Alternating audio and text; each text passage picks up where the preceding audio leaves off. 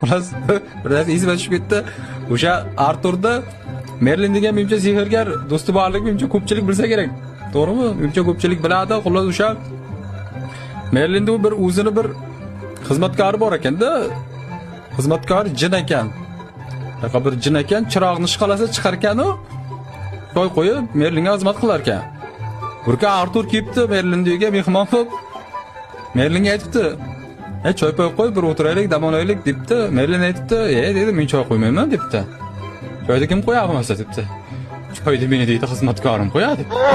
"Voy, sen xizmatkoring bormi?" debdi Artur. Merlin aytibdi: "Ha, xizmatkorim bor" debdi.